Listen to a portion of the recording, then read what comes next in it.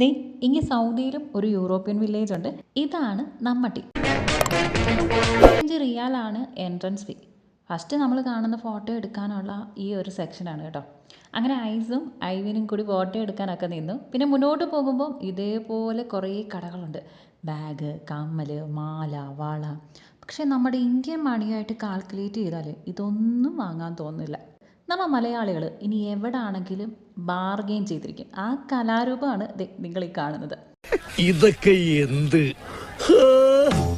നടക്കാൻ വയ്യാത്തവർക്ക് ഇതുപോലെ ട്രെയിനിലൊക്കെ പോകാം. കുട്ടികൾക്ക് വേണമെങ്കിൽ ഈ സൂത്രത്തിലും പോകാം കേട്ടോ. എടുത്തു പറയേണ്ട കാര്യം ഇവിടുത്തെ ഹൈജീനാണ്. കാരണം ഒരു വേസ്റ്റ് താഴെ വീണ അപ്പം ഇതേപോലെ എടുക്കാൻ വേണ്ടിയിട്ട് ആളെത്തും. ഇത്ര പ്രൗഢഗംഭീരമായ ഒരു ബിൽഡിംഗ് കണ്ടിട്ട് നിങ്ങൾ എന്ത് ചിന്തിക്കുന്നുണ്ട്? റെസ്റ്റോറൻ്റ് ആണെന്ന് ഓർത്തോ? എങ്കിലല്ല, ഇതൊരു ബാത്റൂമാണ് കേട്ടോ. എവിടെയോ എന്തോ ഒരു തകരാറ് പോലെ. റെസ്റ്റോറൻറ്റ്, തുണിക്കടകൾ, അങ്ങോട്ടും ഇങ്ങോട്ടും ഒക്കെ ഉണ്ട് കേട്ടോ. നടന്ന് നടന്ന് ഞാൻ മടുത്തപ്പം തൽക്കാലം ഇവിടെ വെച്ച് നിർത്തി. ഇനി ഇവിടെ നിന്ന് വായി നോക്കാമെന്ന് കരുതി. സ്വാമിയെ നിന്നേ, അങ്ങനെ അങ്ങ് പോയാലോ?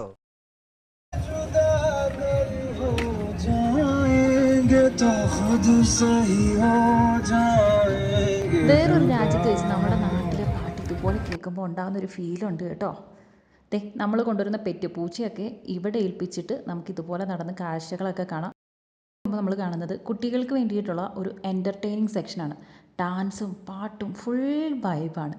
ഇയാൾക്കെന്തോ ഞങ്ങളുടെ ഐസിനെ ഭയങ്കര കാര്യമായിട്ട് ഇഷ്ടപ്പെട്ടെന്ന് തോന്നുന്നു കേട്ടോ. ഞങ്ങളുടെ കൂടിങ്ങി പോരുന്നു. അന്നേരമല്ലേ സൈജു വച്ചാച്ചനിലെ കലാകാരനെ ഞങ്ങൾ തിരിച്ചറിഞ്ഞത്. ആ ഞെട്ടലിൽ നിന്ന് ഞാനൊന്ന് തിരിഞ്ഞു നോക്കിയപ്പം എൻ്റെ കെട്ടിയ മറ്റൊരു കലയുമായിട്ട് ഇവിടെ പയറ്റിക്കൊണ്ടിരിക്കുകയാണ്.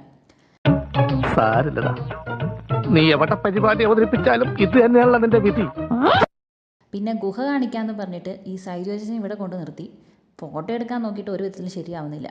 മുമ്പോട്ട് ഇതുപോലെ കുറേ പാർക്കും ഗെയിംസും ഒക്കെ ഉണ്ടെങ്കിലും നടന്ന് ഞങ്ങളെല്ലാവരും അത്യാവശ്യം അവശരായതുകൊണ്ട് ഇവിടെ ഇരുന്ന് ഇനി കത്തി വയ്ക്കാൻ തുടങ്ങി. ഈ ഒരു ഗ്യാപ്പിൽ ഇവിടെ കണ്ട പശുവിനെ ഐസും അയ്യനും കൂടി കറക്കാൻ തുടങ്ങി കേട്ടോ. ഇങ്ങനെ ഒരു കുരിപ്പിനെ ഞാൻ കണ്ടില്ലല്ലോ. ഇതിനെ നീ ഇപ്പം ഉണ്ടാക്കിയതാണോ? നീ ഇവിടെ നിന്നാൽ ശരിയാവില്ല എന്നുള്ളത് കൊണ്ട് തന്നെ വേഗം ഞങ്ങൾ പുറത്ത് കിടന്നു. റോഡും അതിമനോഹരമായിട്ട് ഡെക്കറേറ്റ് ചെയ്തിട്ടുണ്ട്.